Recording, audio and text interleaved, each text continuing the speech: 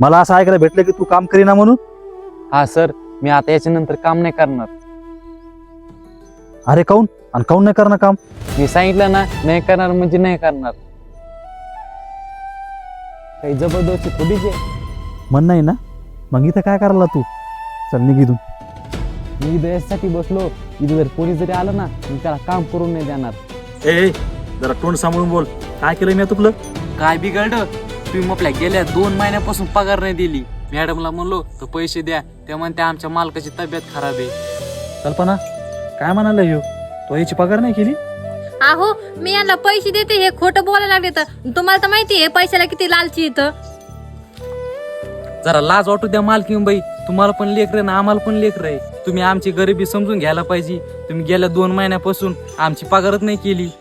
हे बघा साहेब, मला नाही वाटत तुमच्या दोघांमध्ये भांडणं व्हावं म्हणून, पण खरं तर हे पण मला तर पैसेच भेटत नाही. पण असं होऊ शकतं, मालकीन बाईला तुम्ही पैसे देतात पण मालकीन बाई आम्हाला पैसे देत नाही. अरे काय बोलायला लागलं तू? हे मी तर तुला पैसे देते ना. अहो मी या रोजंदाराला चांगलं ओळखीते, मी यांना पैसे देते, पण हे नाटकं करते तर. मग हे सांगायला काय आणि काम काऊन करीना? हा ठीक आहे, नाही दिले मी पैसे. कल्पना तू पागल बिगल झाली काय? काऊन नाही दिले यांचे पैसे?